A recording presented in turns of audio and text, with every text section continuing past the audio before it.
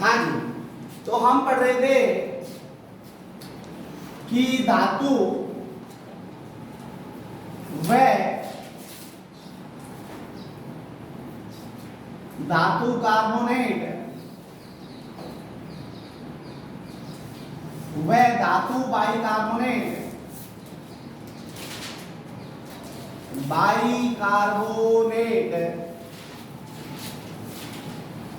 अम्ल के साथ कैसे क्रिया करते हैं। अम्ल के साथ कैसे क्रिया करते हैं।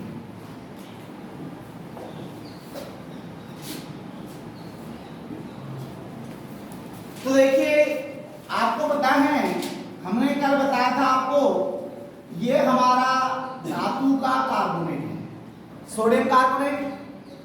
इसकी हमारी रिएक्शंस होगी HCl से। जब ये रिएक्ट करेगा तो HCl से रिएक्ट करने पर, यानी रिएक्शंस अभिक्रिया करने पर, आपको मैंने बताया था यहाँ पर CO3 है। जब यहाँ पर CO3 है तो कौन सी गैस निकलेगी? CO2। अब आपने देख लिया यहाँ CO2 निकलेगी। आपने देखा कि अभिकारक में हाइड्रोजन भी है। जब हाइड्रोजन भी है तो यहाँ पर क्या निकलेगा? H2O, यानी जल। इसके बाद आपने देखा कि यहाँ पर Na+ और Cl क्या है? माइनस। प्लस की क्रिया माइनस से क्या बन गया? NaCl। तो यहाँ कितना लगा देंगे? 2, और यहाँ भी कितना लगा देंगे? 2। आपकी अभिक्रिया क्या हो गई? कंप्लीट। ठीक है जी। अब देखिए, इसके बाद अगला है सोडियम हाइड्रोजन कार्बोनेट। इसकी भी क्रिया हम किससे कराएंगे? HCl से। जब कराएंगे तो आपको पता है CO3 दिख गया। जब CO3 है तो इसका मतलब है यहां पर क्या निकल जाएगा? CO2। हाइड्रोजन भी है, क्या निकल जाएगा? H2। उसके बाद आपका क्या बचा? Na+ और Cl है माइनस। अब देखिए, तो आपको ये बात पता लग गई। अब देखो, यदि हम जो हमारी CO2 गैस प्राप्त हो रही है ना, तो प्राप्त CO2 गैस को अगर हम चूने के पानी में प्रवाहित करें, किसके पानी में? चूने के पानी में। देखिए, जो प्राप्त हमारी CO2 गैस है,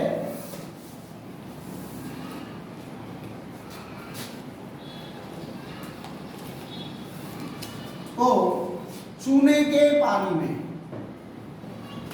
इसको लाइम वाटर भी बोलते हैं। कौन सा वाटर बोलते हैं? Lime water.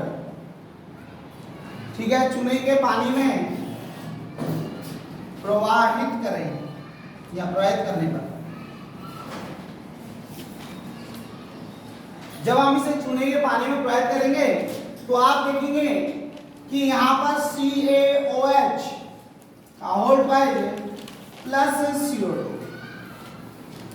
अब ध्यान से सुनिएगा, अगर आपके अभिकारक में CO2 है तो आपके उत्पाद में CO3 होगा। क्या होगा? CO3। उल्टा चलेगा, CO3 है तो CO2 और CO2 है तो CO3। क्योंकि देखिए, अब यहां से एक ऑक्सीजन क्रिएट करेगा तो यहां बन जाएगा CaCO3। क्यों बनेगा? क्योंकि Ca+ का, और यहाँ ये बन जाएगा CO3- का। अब आपको पता है यहाँ पर देखो, एक ऑक्सीजन इसको दे दी तो ऑक्सीजन बची 1, हाइड्रोजन के बचे 2, क्या निकल गया? जल। क्या निकल गया? जल, या कह सकते हो वाष्प के रूप में जल बाहर निकले जाएगा। अब ध्यान से सुनिए, अगर हम CO2 गैस को आधिक्य में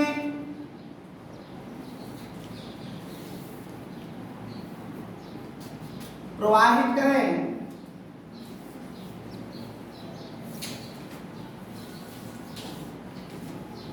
आधिक्य में प्रवाहित करें, तो हम क्या देखेंगे? देखिए, हम देखेंगे कि जो हमारा CaCO3 है,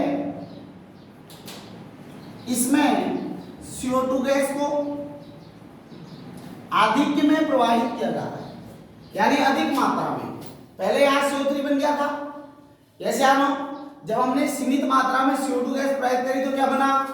CO3 जिसको हम क्या बोलते हैं, कैल्शियम कार्बोनेट, कैल्शियम कार्बोनेट। ठीक है। अब देखिए जब हमने CO2 गैस को आधी की मात्रा में प्रवाहित करी तो आपको मैंने बताया था CO2 जब भी आएगा किस में बदल जाएगा, CO3 में। किस में बदल जाएगा, CO3 में। तो यहाँ CO3 के कितने हो गए, 2। CO3 के कितने हो गए, 2, क्योंकि देखो एक ऑक्सीजन इससे प्राप्त हो, तो CO3 के 2 हो जाएंगे तो H के भी 2 हो गए, और यहाँ Ca का हो गया 1, तो आपका जो फॉर्मूला बनेगा वो बनेगा HCO3 2। ठीक है। देखिए यहाँ पर जो कलर आता है वो दूधिया रंग का आ जाता है। कैसे रंग का आ जाता है, दूधिया।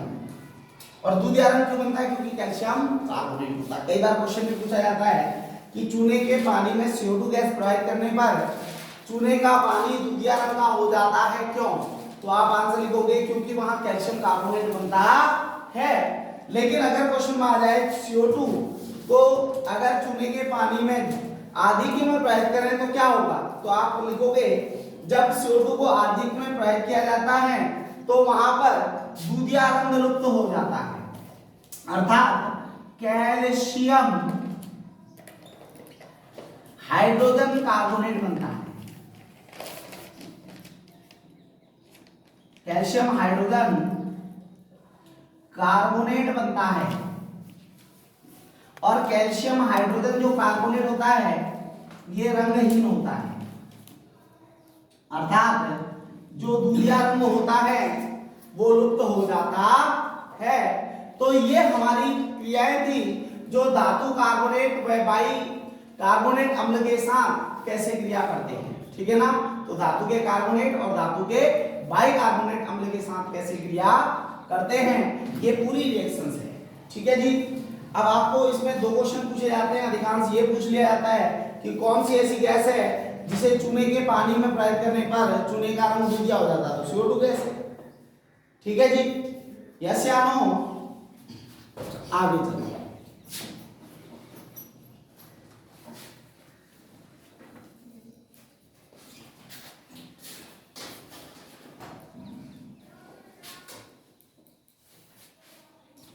अगला क्वेश्चन आपका है अम्ल एवं क्षार परस्पर कैसे अभिक्रिया करते हैं। अम्ल और क्षार परस्पर कैसे अभिक्रिया करते हैं।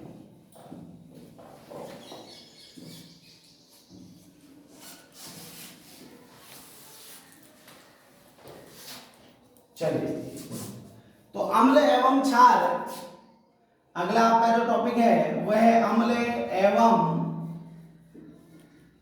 क्षारक परस्पर कैसे अभिक्रिया करते हैं।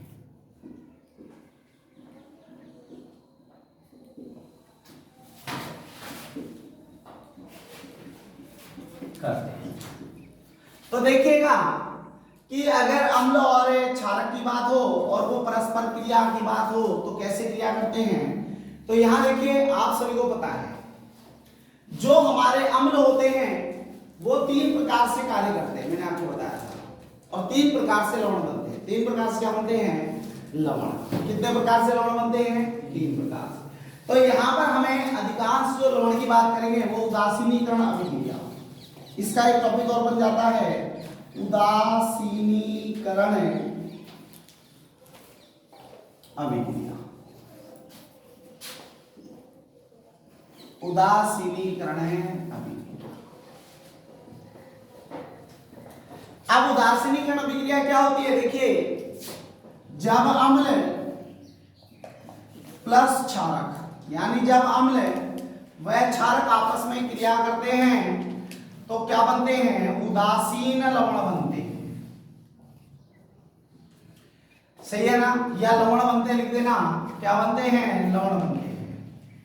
और लवण के संग क्या निकलता है, जल। तो आप सीधे लिख सकते हो जब अम्ल एवं क्षारक आपस में क्रिया करते हैं, परस्पर क्रिया करते हैं तो लवण और क्या बनता है, जल बनता है। लवण एवं क्या बनता है, जल बनता है। नीचे रिएक्शंस में आप लिख सकते हो अम्ल आपका क्या है, जैसे मान के चलिए आपने HCl ले लिया, आपने क्षार ले लिया NaOH, दोनों को आपस में क्या कराया, रिएक्ट कराया, तो क्या बन गया NaCl और प्लस क्या बन गया H2O। तो ये आपकी उदासीनीकरण अभिक्रिया कहलाती है। कौन सी अभिक्रिया कहलाती है, उदासीनीकरण अभिक्रिया कहलाती है।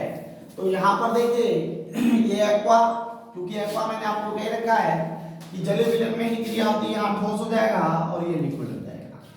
ठीक है, तो आपसे अगर पूछ ले अम्ल एवं क्षारक जो परस्पर कैसे अभिक्रिया करते हैं, तो आप लिखोगे इसमें जो मुख्य अभिक्रिया पूछी जाती है वो उदासीनीकरण अभिक्रिया पूछी जाती है। यस या नो?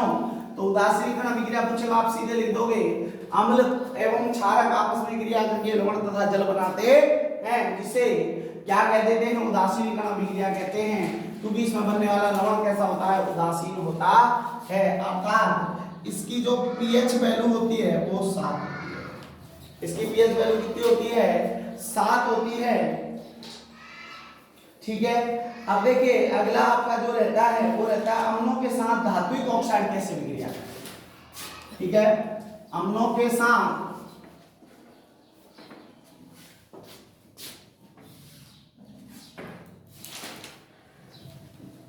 अगला जो टॉपिक रहेगा वो रहेगा अम्लों के साथ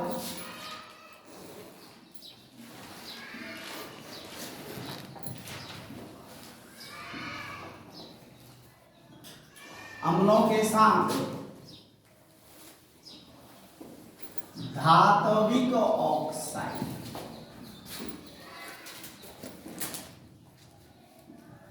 कैसे क्रिया करते हैं या कैसे अभिक्रिया करते हैं।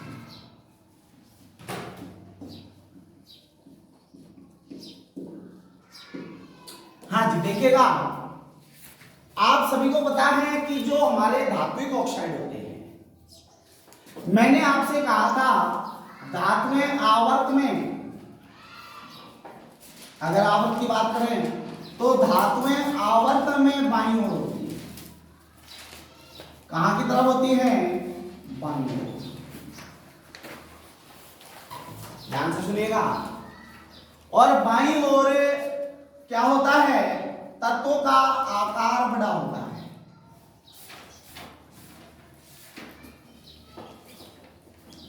बाईं ओर तत्व क्या बड़ा होता है, आकार। और जब आकार बड़ा होता है तो क्या होगा, वह आसानी से इलेक्ट्रॉनों को त्यागेगा। ये कॉन्सेप्ट होता है कि वह आसानी से इलेक्ट्रॉनों का त्याग करेगा, इलेक्ट्रॉनों का त्याग करेगा। और आप सभी को पता है जो इलेक्ट्रॉन त्यागते हैं वह लुईस क्षार कहलाते हैं। जो इलेक्ट्रॉन त्यागते हैं वो क्या कहलाते हैं, इलेक्ट्रॉनों का त्याग लुईस क्षार द्वारा होता है। यानी कि इलेक्ट्रॉन त्यागते हैं वो लुईस क्षार। अब देखो इतना कॉन्सेप्ट आपके दिमाग में रहना चाहिए कि आवर्त में बाईं ओर धातुएं होती हैं और धातुएं जो बाईं ओर होती हैं उन धातु या तत्वों का आकार बड़ा होगा और वह आसानी से इलेक्ट्रॉन त्यागेंगे। क्योंकि जब आकार बड़ा होता है तो नाभिकीय आकर्षण बल कमजोर हो जाता है। जब आकार बड़ा होगा तो नाभिकीय आकर्षण बल कैसा हो जाएगा, कमजोर। अब कमजोर हो जाएगा तो नाभिकीय आकर्षण बल कमजोर होने के कारण इलेक्ट्रॉन आसानी से त्यागे जाएंगे। और त्यागने का गुण किसमें होता है, लुईस क्षार में। क्योंकि लुईस ने एक कॉन्सेप्ट कहा था कि क्षार वे होते हैं जो इलेक्ट्रॉनों को त्यागने का गुण रखते हैं। ये कॉन्सेप्ट क्षार का हो गया। तो इस अनुसार हमारा धात्विक ऑक्साइड किसकी भांति कार्य करेगा, क्षारक की भांति। किसकी भांति, क्षारक की भांति। ये हमारा जो कॉन्सेप्ट है आपको ये बात थोड़ा सा ध्यान में रखनी होगी।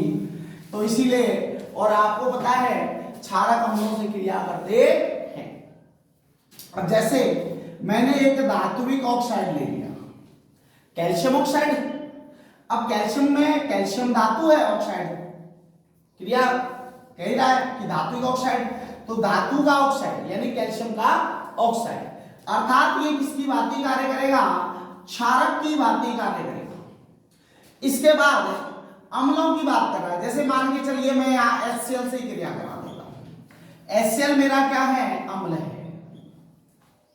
जब क्रिया होगी तो आपको पता है ये प्लस ये माइनस, ये प्लस ये माइनस, प्लस की क्रिया माइनस से कराओगे तो क्या बन जाएगा? CaCl2, CaCl2। यस या नो? जब CaCl2 बन जाएगा तो आप यहां Cl के आगे 2 रख देंगे, रखेंगे। अब H की क्रिया O से कराओगे तो H2O बनेगा। क्या बनेगा? H2O। इसका मतलब क्या हो गया कि जल का निर्माण हो रहा है।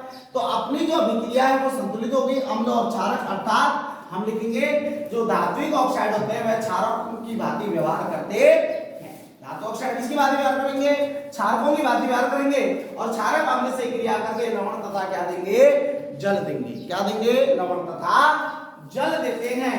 इतनी बात आपके समझ में आ गई होगी कि भाई अम्लों के साथ धात्विक ऑक्साइड कैसे क्रिया करते हैं। तो आपको लिखना होगा कि जो क्षारक होते हैं, क्षारक अम्ल के साथ, देखो जो क्षारक होते हैं, क्षारक कैसे हैं? धात्विक ऑक्साइड क्षारीय प्रवृत्ति के होते हैं। कैसी प्रवृत्ति के होते हैं? क्षारकीय प्रवृत्ति के।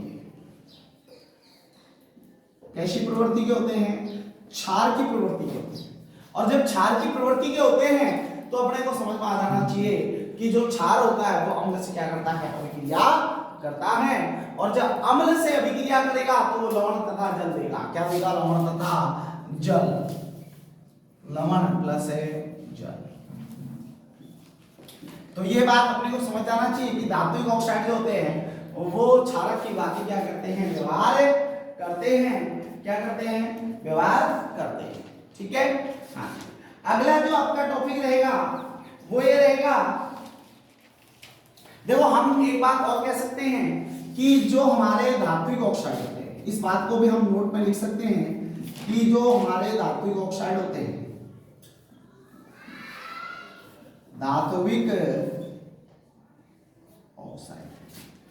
धात्विक ऑक्साइड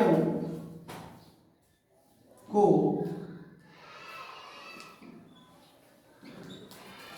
क्षारकीय ऑक्साइड भी कहा जाता है।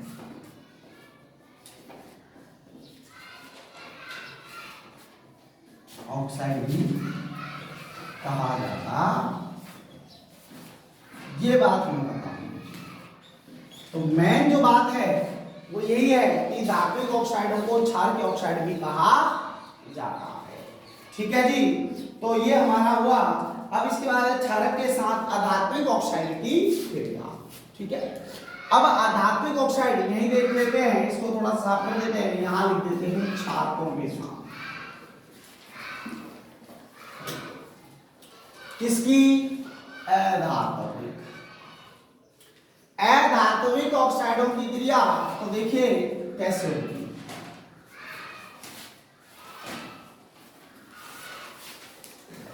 अब हमारा क्वेश्चन हो गया कि क्षारकों के साथ अधात्विक ऑक्साइड कैसे अभिक्रिया करते हैं।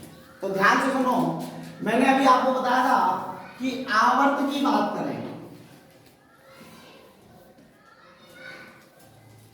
तो आवर्त में दाईं ओर,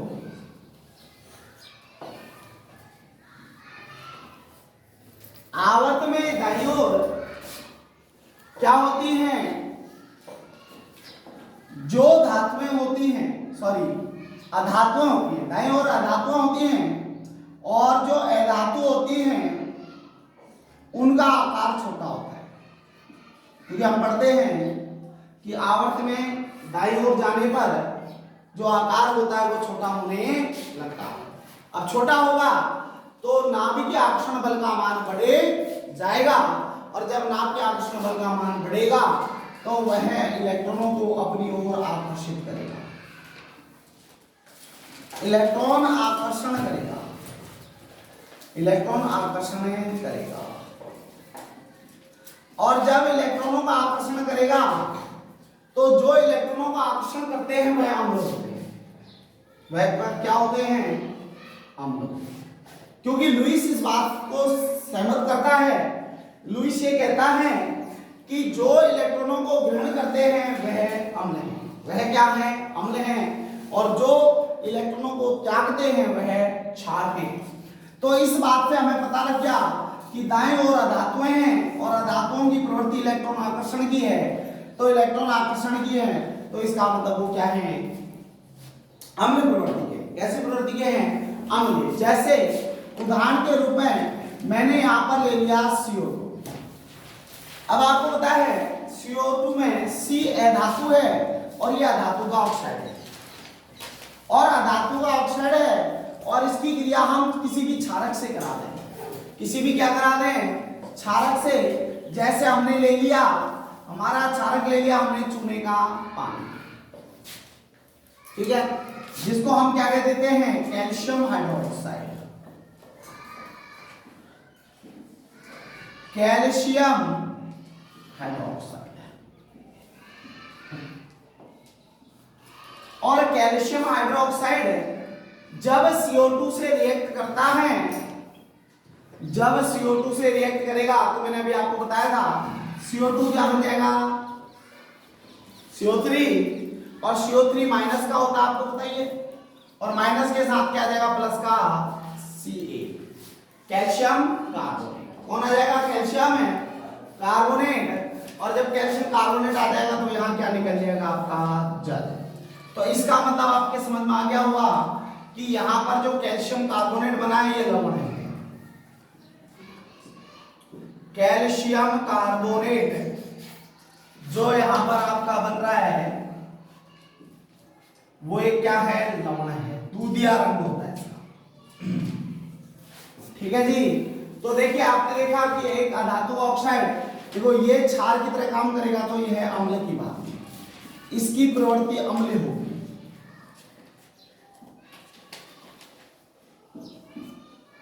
इसकी प्रवृत्ति कैसी होगी, अम्लीय, ठीक है ना, इसकी प्रवृत्ति कैसी होगी, अम्लीय।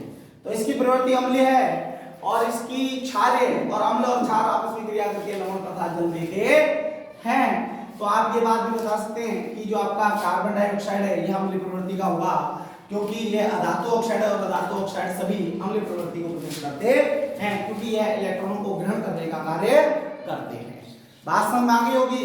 तो हमारे को ये क्वेश्चन का भी आंसर पता चल गया कि क्षारकों के साथ अधात्विक ऑक्साइड कैसे अभिक्रिया करते हैं। बात समझ में आ गई होगी।